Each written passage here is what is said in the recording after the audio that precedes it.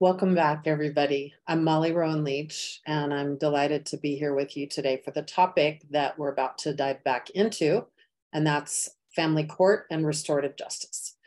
But I want to say a few words about restorative justice on the rise. We're growing very quickly, and over 13 years of being originally a podcast for restorative conversations with global leadership and guides and people on the ground all over the place.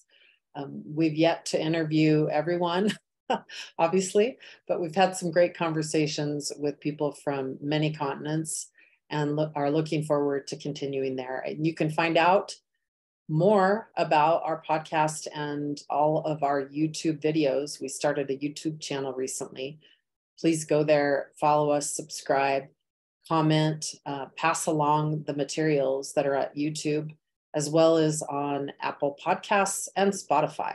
Restorative Justice on the Rise, a podcast, a YouTube platform, advocacy, education, and connection with global practitioners. Thank you so much for being here and for your support. We run on community donations and educational tuitions. So we're relying on your support to stay alive this year. Typically, we've had grants and other opportunities for piggybacking for fiscal sponsorships. But at this time this year, we are solely relying on community global support, and it has been absolutely appreciated. We have people taking care of us to get to Spain. We're doing presentations there next week, and really appreciating that. We're going to be getting to meet people at the European Forum for Restorative Justice Symposium in Pamplona, Spain. So thank you, everyone, for your support. So without further ado, I would like to go into the flowchart that I introduced to you last week, which is based in restorative community group conferencing. And let me just put that up there on the screen for you to refresh everyone's memory. What we're looking at here is the restorative justice program working alongside and with courts, schools, as well as community. And so this demonstrates the restorative community group conferencing model of the program that I had the privilege of guiding for a while in this community that uses this model. It's a very effective one, even though technically, I think, and ultimately, many of us would wish to divert fully from the legal system.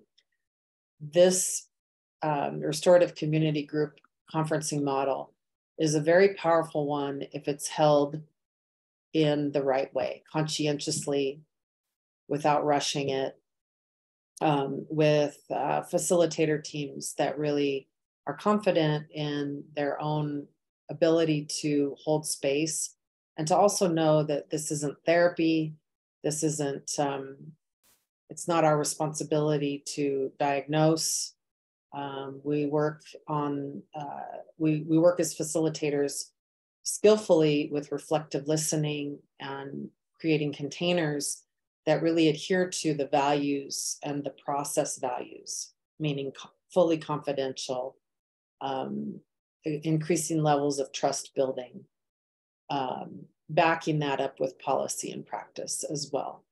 So as I showed you last week, here we have the basic flow chart of how referrals come in, and then how we determine, based in each of the stakeholders' willingness and accountability, to move forward.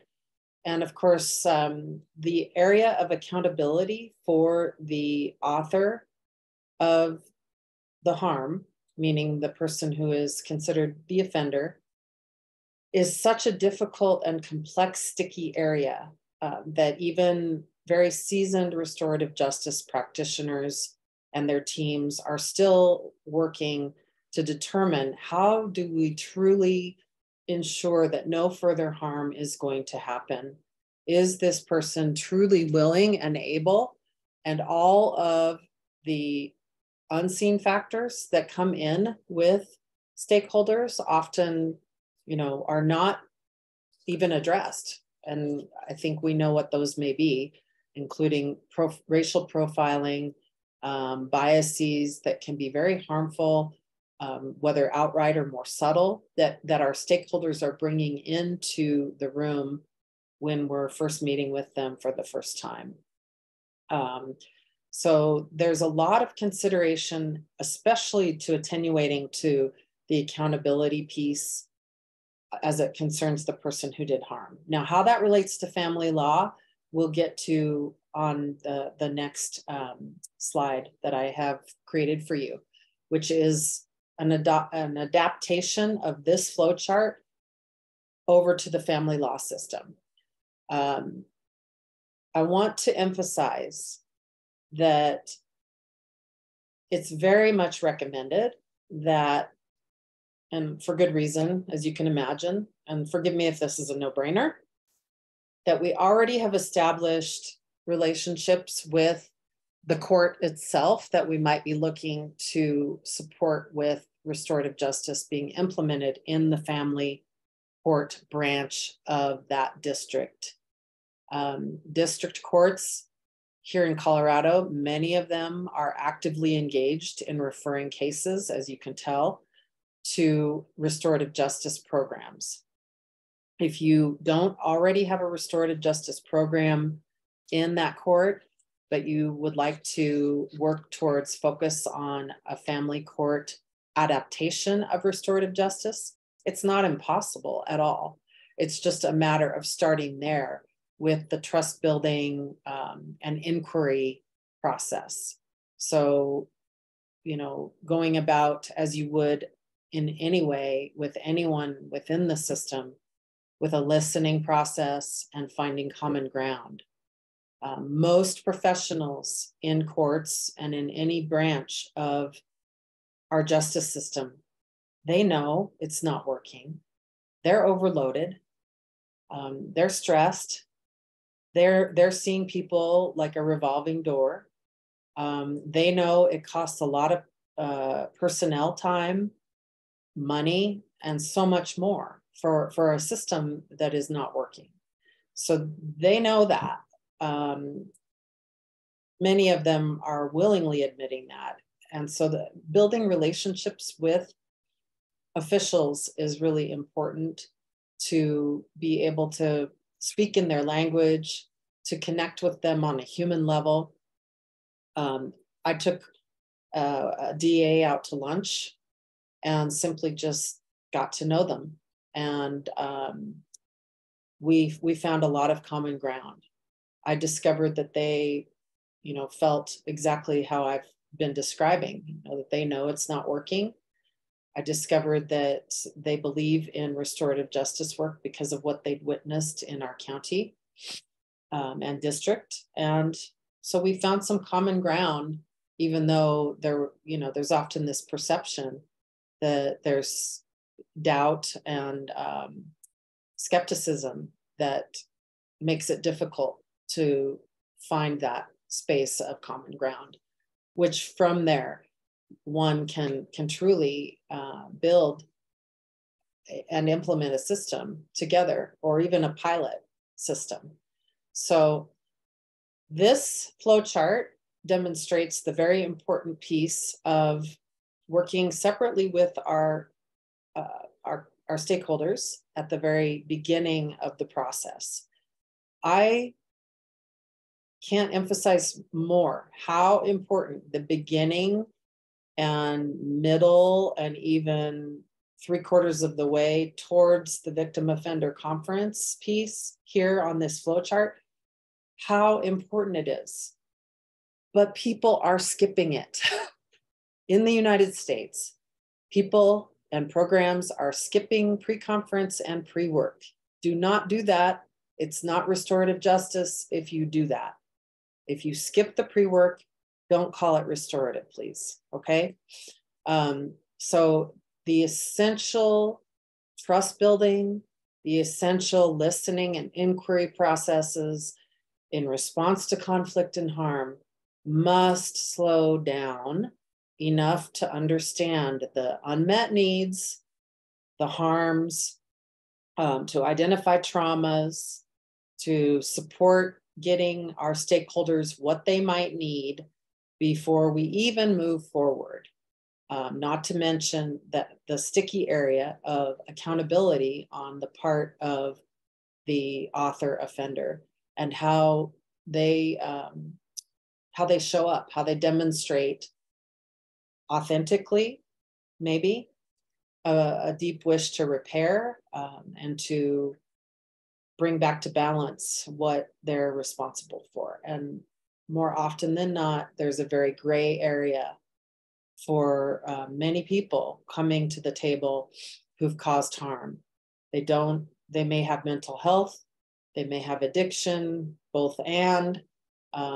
There's, like a big whole cloud of trauma around them from their life experiences. Perhaps they've never been seen or acknowledged. There's so many things to consider. But that doesn't mean let's not do this. Let's just do it as best we can to adhere to what is tried and true and proven to be the way we can move forward without causing more harm. And that's to do separate work with each our stakeholders, and sometimes for a longer period than we would expect before we bring everyone together. So you can see the steps here, assuming that people are willing to come together, or to move forward after we have conversations with them separately. And then we have pre-conferences with them, which are usually a little bit more of a formal process involving the statement of impact, if the receiver of the harm has written one, involving the self-awareness statement and any other things that the author offender would like to make known about what happened, including what might have happened in their interaction with law.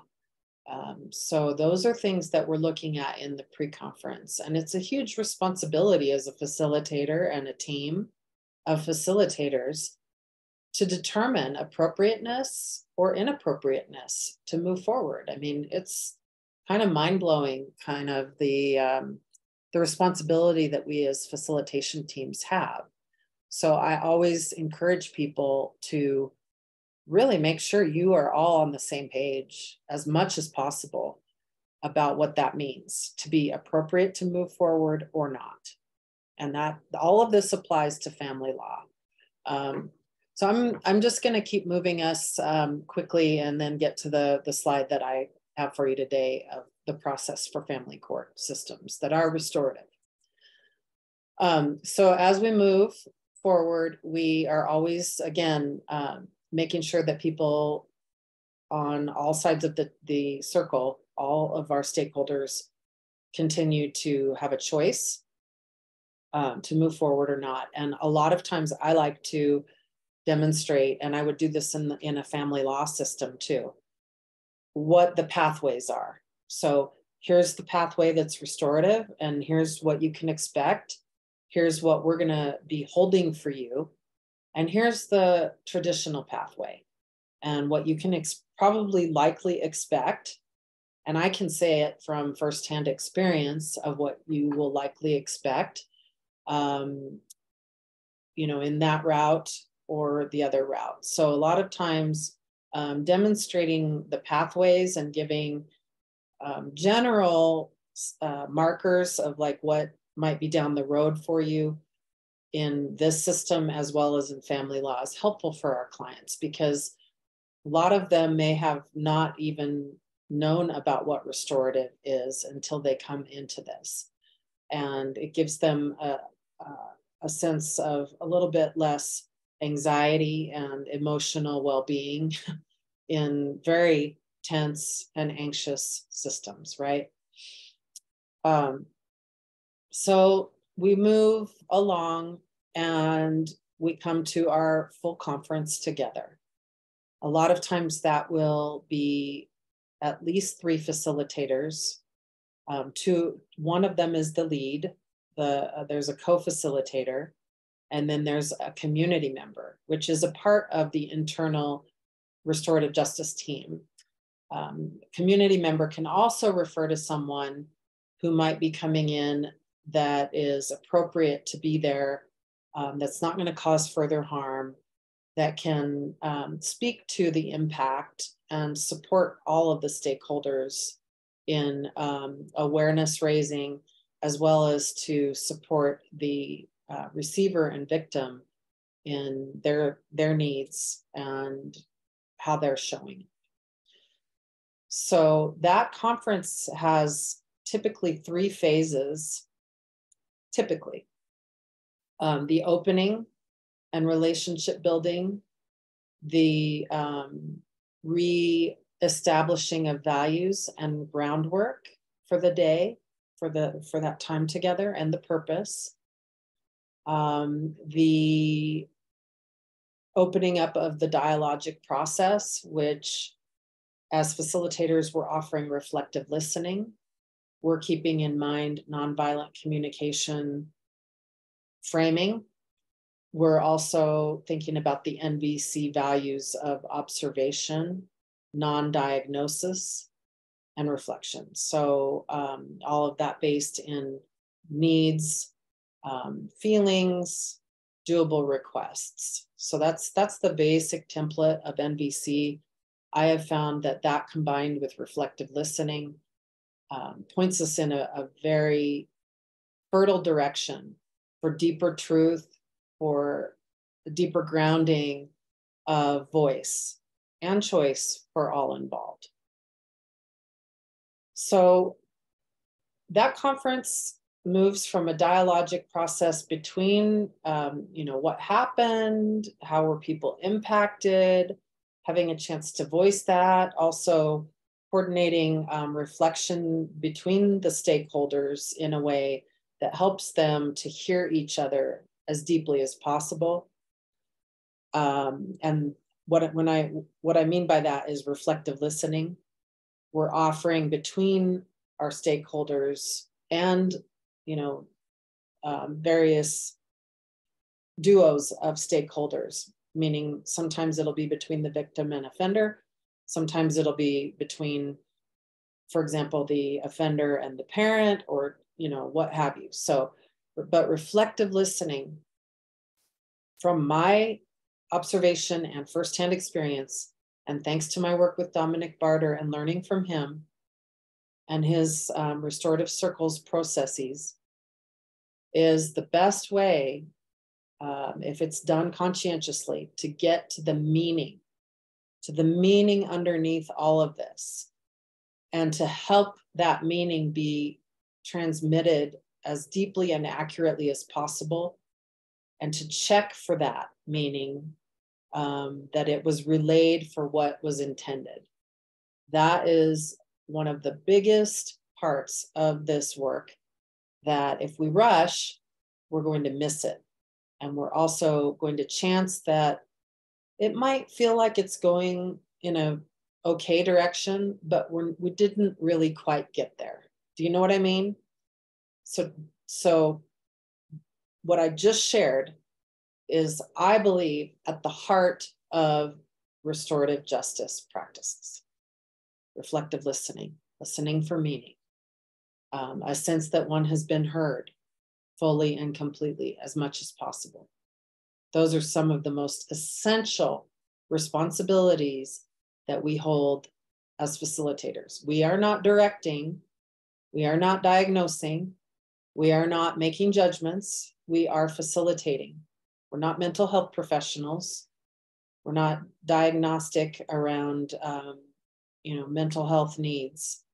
We're there to guide and facilitate, and to hold this space as best we can together, alongside and with each other, and to bring us back to our values when it unravels. So let's go ahead. So let me just speak one more thing about that, the phases of the victim offender conference as it's stated here. Typically, there'll be a moment once some of that dialogic process has gone deep and has exhausted itself, there'll be a sense of relief. You may not see it, but it's happening in people, in our stakeholders and related people in this process, in the conference. And there'll be a change in the energy of the circle from anxiety, from tension, to a very real shift towards, okay, we got there. We got to the heart of this. Each of us have been heard. And now the dynamic is shifting towards, how do we work to get together to repair this? And who is primarily responsible for repairing it? And how is that going to look? So in other words, that's the contract for repair. That's like the later phase of the victim offender conference. And it's a wonderful way to allow the victim receiver to have direct say in how things will come back to balance. Actions are written down on a document that everybody agrees on. The offender author has input into that, of course. But the most important thing, I feel, even though we're trying to keep everything on an equal level, is that it's transformational for a victim to really see that what their needs are translating into that document of repair. That's an important piece, but also, of course, the important piece that came before that was that they felt really heard and understood for how this impacted them. If we can get that to that level for them, alongside with them as a group, there's extraordinary things that can come from this. And that's not always going to be. There are very difficult situations and complexities, as we all know. But I have seen many times that this does happen this way. So once we have our repair contract mapped out, it needs to be viable, doable, and within a framework that works for the court system that we got the referral from, or whoever we got the referral from. We want to make sure that they understand that our process is going to still continue after the close of the victim offender conference, sometimes for months, in order for there to be a support system in place for the offender to carry out the contract for repair. So that includes monthly accountability meetings for the offender. That includes, conversations and a felt sense and a known sense of facilitator team support, organizational support towards this case on both sides. So it's not just about, as this chart says, victim satisfied. After that conference is over, sometimes there'll be more to discuss with the victim receiver, including updates on how that contract for repair is going. So, but ultimately, we hope that that contract will be fulfilled by the actions that were agreed upon. And then we have an ice cream social meeting to celebrate that contract being done. And the only thing that goes back to the court is the statement that so-and-so completed their contract for repair. These are the items that they did.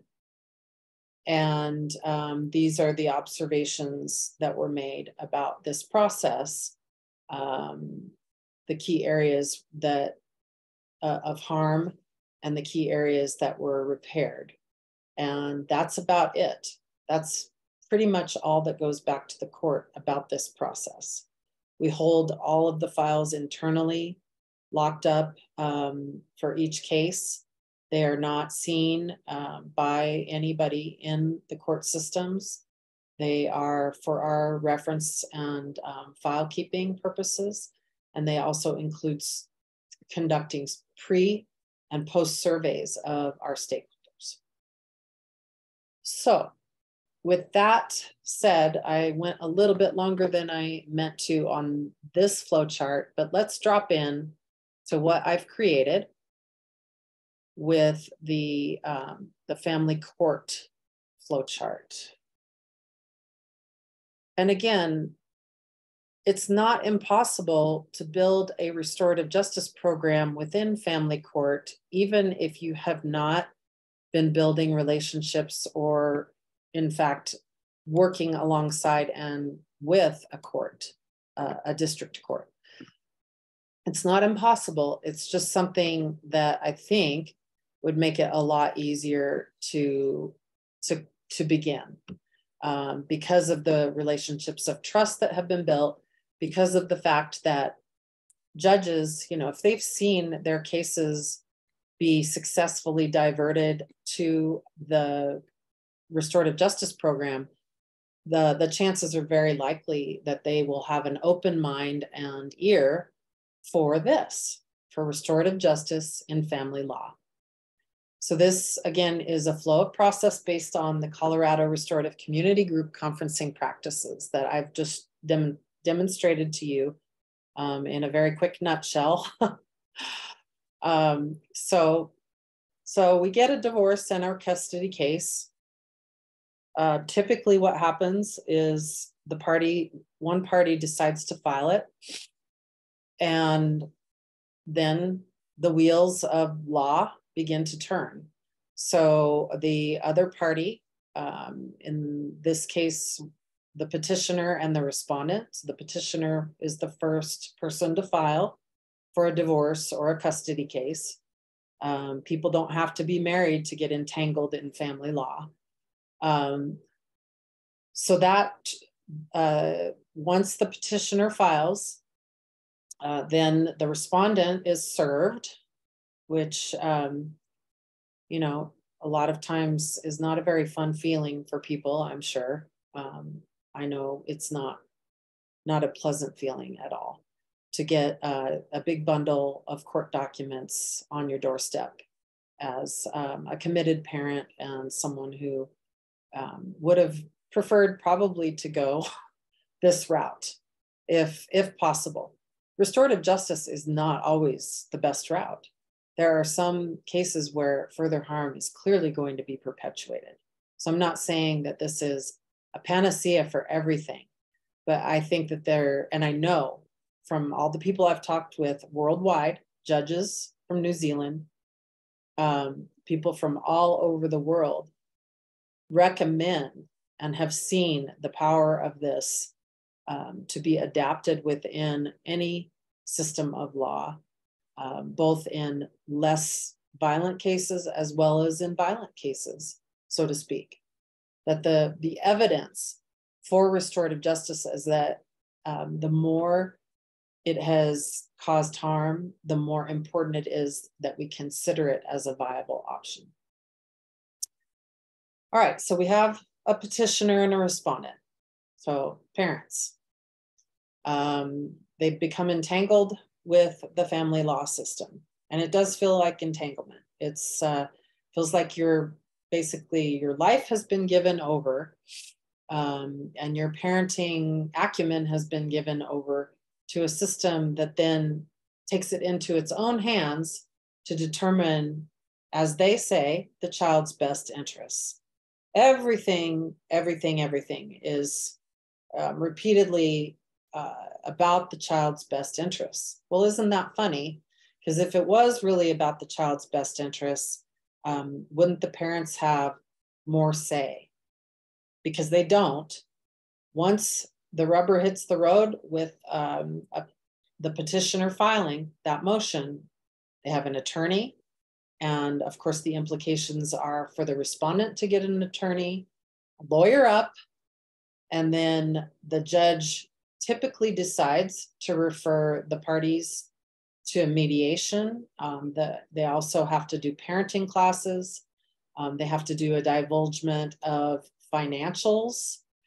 So basically divulge your whole life away to the court, hand it over to attorneys, and then the next step after doing, like the parenting class is that mediation. And I say it in that way, not to disrespect mediation or mediators. I know amazing people doing mediation work. So please, I'm not dissing on mediation. I'm just saying that in many cases, it's a complete anomaly to consider that it's mediation if there's attorneys present. So, what I'm suggesting here is that once the court receives a filing, that the court has agreed and is open to considering a restorative justice diversion of the case, not to mediation, so to speak, with attorneys, but to a restorative justice program that can offer a team of facilitators to work the case. So as noted on this flow chart, the case comes to court's initial filing stages, but parties do not obtain attorneys at this stage. And you know what? I don't even know if we can really pull that off, even as we implement RJ and family law, but I would hope so, because I believe that once attorneys are with us, the whole, it's completely dichotomous to and in opposition to restorative justice values and practices, because unfortunately, as many good attorneys, wonderful people who are practicing law, once they hit the scene, the whole thing is completely out of the individual parent's hands, and it becomes punitive and combative and divisive. So I don't have that easy answer of the attorney question, but what I'm saying is that if a judge and a court endorses a flow such as this one, that there could be measures taken to convey safety to each party, that we're going to put this on hold for a review together and alongside a restorative justice team to evaluate if this might be a good case to divert. And I know that that may not sound restorative at all, but I'm trying to convey how we work alongside and with systems with restorative justice. It's not going to be perfect and pure. Believe me, it's not. There are no restorative justice programs here in the United States that are pure restorative. It's ideal to be, of course. I know that. I believe in it. I want that too. But what I'm trying to say is we need to get real about how we must work alongside and with traditional systems in order to offer something that at least has the critical elements of restorative justice in place, through the way that we make the decision process, through the way that we evaluate together, in order to begin even to convince that this can be and should be a part of a family law system. So I say the word convince, and I mean that by allowing the entrustment of a family law case to a restorative justice team. We then enact a similar staged process as what I've just demonstrated with that previous flow chart from community group conferencing. So let's all take a deep breath. It's a lot to consider, but I know it's possible. I'm confident. I know judges who are big advocates of restorative justice because they've seen it work, okay? So district judges, they know that this actually reduces recidivism. They know that restorative justice decreases the chance that they're going to see recurring revolving door cases. There's many reasons why it might be easier and more apparent than we think to convince courts through simply witnessing the evidence. So the stage that I'm suggesting a conversation between the judge, the court, and the RJ program. You know, what kind of criteria are we looking for as far as how that diversion could happen? Again, with the idea that is further harm going to be caused if we refer this towards a restorative justice program? Possibly. Certainly further harm is going to happen if we keep the case within the traditional system. So there's that too. There is no doubt in my mind that once there's, probably, I would say 50%, probably more of divorce cases, divorce and custody cases are going to have further harm to individuals, to the families.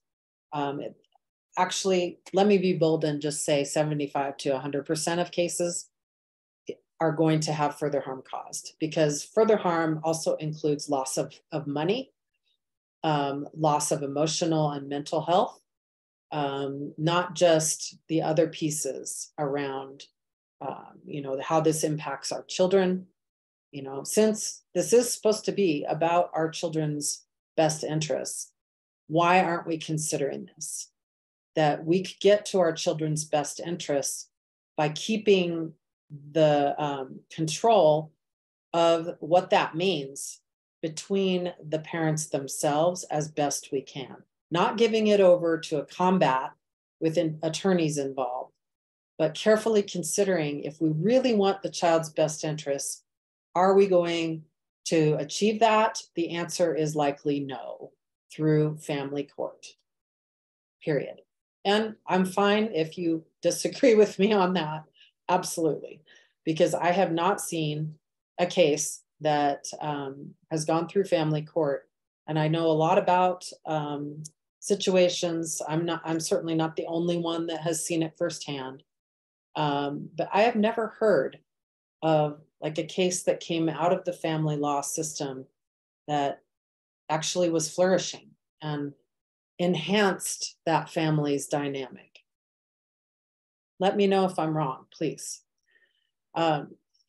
So what we're trying to do is involve restorative justice professionals collaborating with the judge, who in this case is the primary decider. The DA is not involved, obviously, in family law, at least at this point. If there's serious violence involved, that's a whole other thing that we're not going to get fully into today. But that this is some of the pieces of pre-evaluation for diversion to an RJ program staff.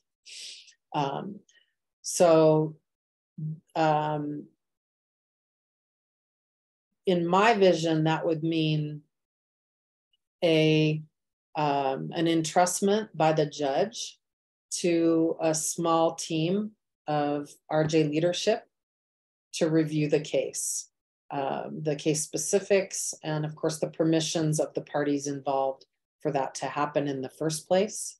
Although, it's already been put in motion in the court. So that kind of removes a lot of our permissions as respondent and petitioners. Ideally, again, someday, I hope that we can have system referrals direct to RJ, pre-adjudication, not just in family law and in all the cases that you can think of that are already actively being diverted to restorative justice, but ideally that our community, and here in Colorado, our community has a legal right to request restorative justice. It's in law that restorative justice is the right of citizens of Colorado. So on that alone, on that law alone, that enhances the individual voice and choice in the case of family law and divorce court. So that's a biggie. That empowers us back to owning as people, as individuals, as families, our own situation. We're the ones that know the children the best. You know, and again, there's multiple complexities that inform these situations, including, of course, domestic violence and abuse. And that's a piece that must be seriously taken seriously, considered seriously, not just for physical harm, but for emotional harm. And, you know, again, that's a department that's not impossible to address in restorative justice, but I'm not going to go fully into it today. So the way that this would continue forward is the family court judge receives a recommendation from the restorative justice team after being in a brief review process of that particular family law case. And then they decide to refer it to the RJ program staff. And in some cases, they stay in the traditional system based in some of the criteria we've been talking about. So the RJ program receives the case, and then we drop into a similar process as restorative community group conferencing, in that we're going into a pre-work and pre-conferencing phase. We're not bringing people together by any means at this time. That will come later and with plenty of pre-work. So we're meeting with the parents separately and over time to hear each party's unmet needs, concerns, what might support the children, the child or children, and the future, and how would we go about making things right, repairing things between the parents, between them, as well as, you know, the harms to the family at large, both, you know, the inner circle of the family as well as possibly extended family. So there's many different stages, but right now we're looking at the immediate needs, of course, of the individual parents, and concerning the child or children. If there's an acceptable level of accountability and willingness to repair the harms, then we would continue to proceed. And that is, again, as I mentioned earlier on the other flow chart, accountability and willingness is a very difficult and complex area in many cases. It's not straightforward. Sometimes it is. Sometimes it's évidemment, as the French say. It's clearly evident. Many times it's not. And many times there's pieces of mental health needs and otherwise that are definitely going to be present in this, you know, in these situations. So the important thing is, I believe for any RJ program, whether it's in this pocket of focus or in RCGC alongside courts in general, is to have program allies that are in mental health, addiction, counseling, to refer your parties to if that becomes a need, and to give them the support if they want it to get that alongside and with the work that we're doing with them on the case. We don't want to perpetuate and further the harm that already is there. The last thing we want to do is cause more harm than already has happened. So we slow things down. We aren't mental health professionals, again, but we are trying to facilitate and build a container alongside and with each of our clients separately for the potential increase of conditions that will lead to getting to the root of this, getting to the root of the dysfunction between the parents, getting the individual parents' needs met, helping them to each be heard in full. Remember how I was talking about how important that is on the other flow chart. Here too, if not more. If each parent feels like they have not been heard by the other, then this isn't probably going to go in the optimal direction that we would like to see it go. So obviously there's sometimes a month, 2 months time of separate listening process, pre-conferencing. Pre-conferencing has a structure to it that it's a template really of questions that include the restorative questions, that include getting to the root of what the needs and unmet needs might be for the individuals. And again, separate. It's separate work. And we will not be moving people forward unless they are willing and unless there's evidence that it's very convincing that by moving forward towards a full conference, bringing people together, further harm is very likely not going to happen. So these are all incredibly human pieces to this, to how we go about serving justice, how we go about serving the child's best interests. And yet so much stigma surrounds a restorative process in that, the tangible pieces, the statistical evidence, the templates of how we do this work, we have to veer off of just one set path for each case because no case is the same. So if we can keep that in mind and stay calm about that and trust that we're going to be there and show up as a facilitator team in a way that's going to be okay with that we don't have to follow a template. I mean, we do, but we don't by the nature of human work. So let's get off of the bandwagon, please, that we have to defer to a set of questions that sound sterile and non-relatable. You and I know that there are people out there who really know how to relate to people. What they convey is something much beyond a set of restorative questions. So let's think about that as team leaders, as facilitators and practitioners. How do we show up and trust ourselves to go along a certain line, of course, which is very clear here, but also to know that we need to veer into very particular areas in order to support each of the individuals and the uniqueness of a case.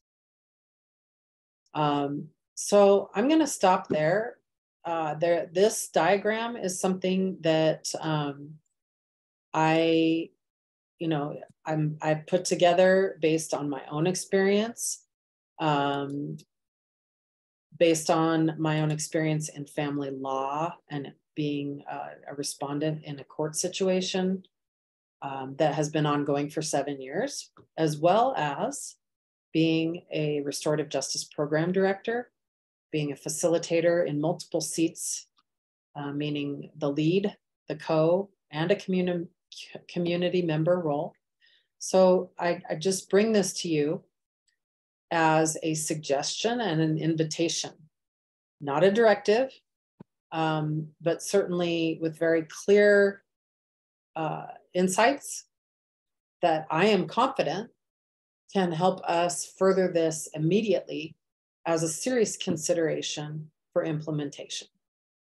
So with that, I will leave you. I will make sure that this is a part of this full document here, and slide is posted for you, whether it's on YouTube or on the Padlet for the class that this was for.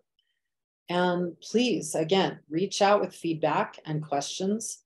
I just also want to honor all the people that I know that have been looking at restorative justice and family law, including colleagues in Minnesota, United States, in Australia, New Zealand, March Thorsborn, Kay Pranis here in the US, March Thorsborn in Australia, and surely very many others who I'm not aware of their focus in this particular area. But please reach out and let's connect and collaborate together to further this. I have expertise and experience. I'm learning more. I want to connect with leadership in this field together to find really viable structures that we can move forward. So thank you for your time today, and thank you for being a part of Restorative Justice on the Rise. RestorativeJusticeOnTheRise.org is our website. Our podcast is at iTunes. It's also on Spotify, and we do have a YouTube channel. So please check that out and subscribe. Thanks, everybody, and good luck. Reach out, give me your feedback, and let's stay connected.